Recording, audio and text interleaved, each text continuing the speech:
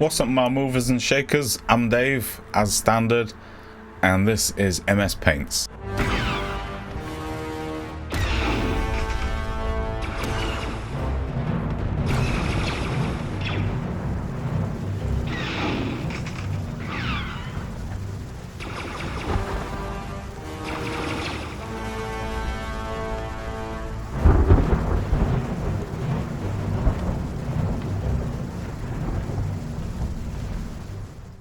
For a guy like me, Star Wars Legion pretty much legitimizes the adult urge to take two toys and bash them together and start making shooting noises. Also gives me the option to book the dream matches between Star Wars characters that I've always wanted to see. You ever wanted to see R2-D2 kick Darth Vader in the shins? No problem. Ever wanted to see how much of a complete wrecking machine Bosk is? No problem. Bosk would make Boba Fett his bitch before Boba Fett could even get within shooting range. No one f***s with Bosknass. But the coolest model, hands down, has to be the AT-ST, the Scout Walker, the Chicken Walker. Now, before the Ewoks made it its bitch, with some logs and twigs, that AT-ST was the coolest looking thing in Star Wars from my childhood perspective. Now, it's a bit expensive in the game points wise, but it is hands down just a really imposing, cool model to have on the field. And I think it's the biggest model in the game still.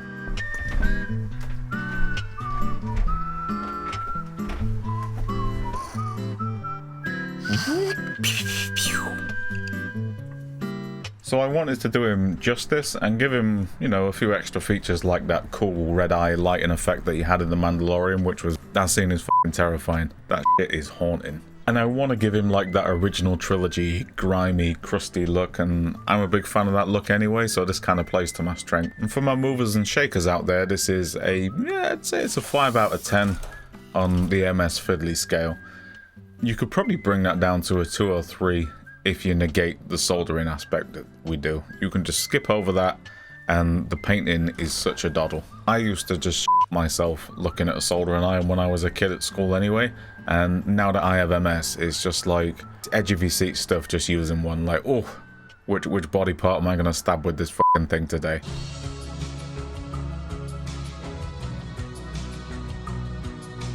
First, drill 2 holes in the bottom. This is to feed our lighting wires. I'm gonna use gardening wire because, well, that's all I have, and I stripped the ends of both pieces.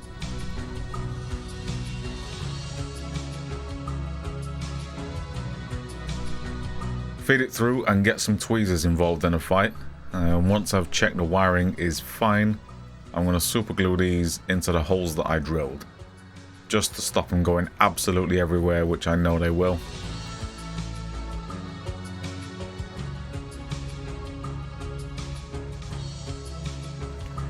Solder the LEDs to the wire. In the past I've used super glue and it's been always mixed results, so I really needed to give this a go.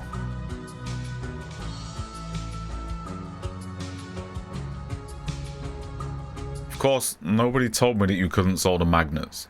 In fact, it completely destroys the magnetic properties of the magnets. What's more frightening is the amount of people that just happen to know this information, and I have never come across that. Like, oh, did you know that you can't solder magnets? Like, yeah, you fucking idiot, Dave. Of course you can't solder magnets. So I kind of hit a roadblock here. It was like, well, I want a system where I can just swap the battery in and out. A magnet would be ideal, and I can't use super glue, and the magnets are actually off the table. So I went on Amazon and I got me these cute little button things that hold the battery and just have the wiring on the outside. And I have no idea why I just never thought of doing this. I've got so many projects that just light up when they feel like it because I didn't do it properly. I just used super glue and magnets. So I soldered that all in place and everything seems to be okay. I guess I learned something today.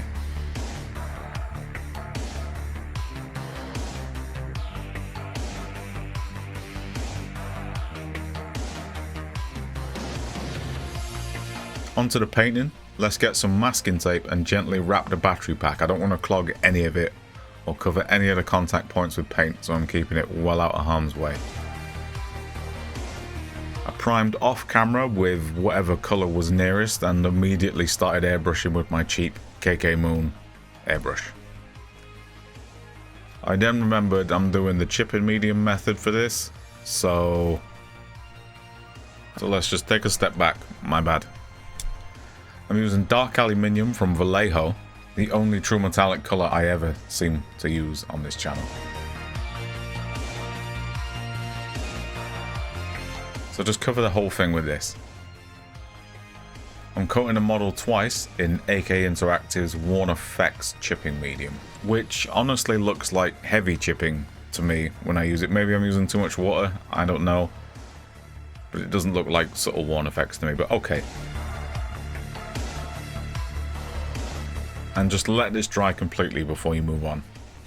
I started base coating in a mid-grey, but I kind of decided that would be way too dark. It doesn't look like an ATST.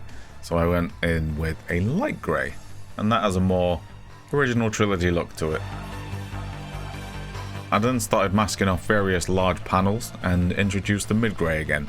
And I'm not sure what the technique is called, but I've seen a few guys do it, where they light every large panel as if it's its own object. It's kind of an unrealistic look, and it does look airbrushed, but it makes for some pretty eye-catching stuff, I would say. And I just kind of spotted it on without the masking tape in areas that I wasn't too bothered about a hard line. And wherever I felt the transition was too much or too sudden, I came back with the light grey just to ease the contrast back down and smooth that transition.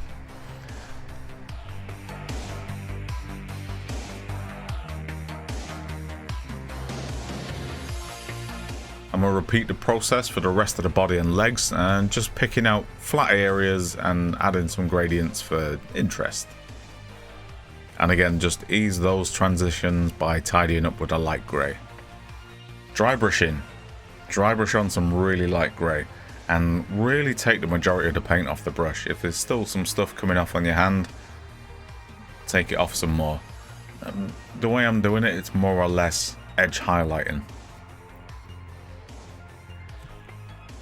But multiple sclerosis basically says, oh, you want to do some edge highlighting? Go fuck yourself. So we're dry brushing.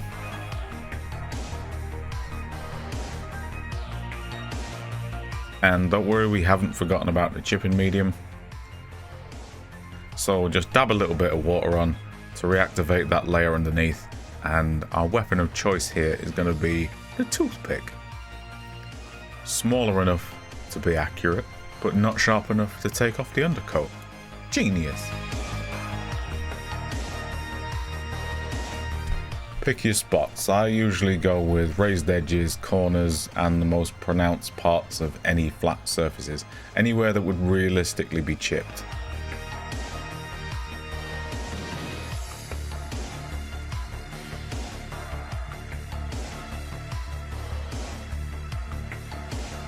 I've hit a few of the other exposed mechanical areas with a dark gunmetal colour. That's just for some variation.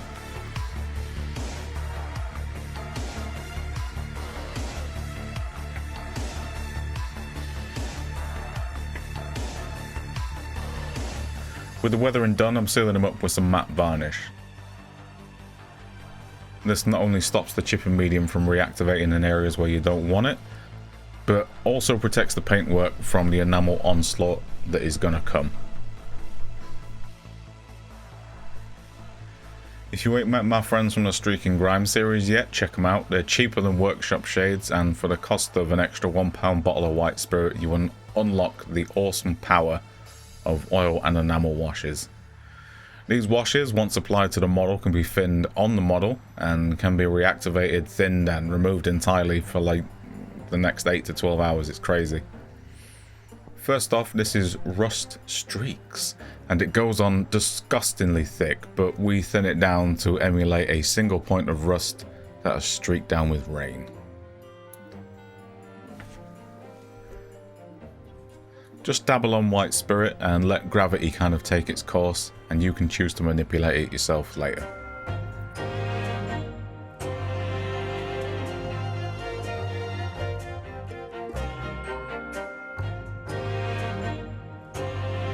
I'm using Winter Streak and Grime on the rest of the model, following the simple rule here that If it's a blue-grey model, go with a green, blue or black wash. If the model has any reds or browns, go with regular streak and grime, which is a rich brown. The red rust here is to contrast with these greens and blue tones. So use it sparingly and factor in the light we're going to use inside is also red. So yeah, just keep that in mind. Your points of interest are designed to contrast. So add more white spirit and thin where necessary. And wherever it pulls too much, just tease it off with your brush. You can afford a little bit of pooling because spirit evaporates pretty damn well. I'm going to give the rest of the model the same treatment, allowing the product to be thicker the lower down the model we go.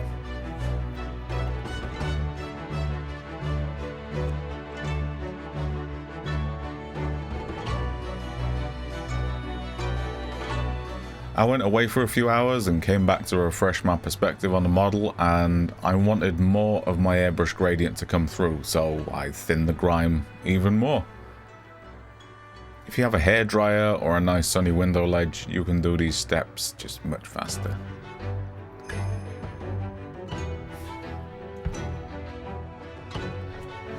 And that is it. Frighteningly simple stuff for a damn imposing model. A big mistake that I did make earlier on, and I will correct it the second time I do this model, the underweathering, what will basically be revealed when I do the chipping. The color I chose doesn't contrast enough with the actual main paintwork of the machine color. So I should have gone with maybe a rusty brown looking, or maybe a dark metallic color instead of the dark aluminium I did choose. Other than that, I'm really happy with him. Probably took about 3 hours in total, not including the base, and that's pretty awesome.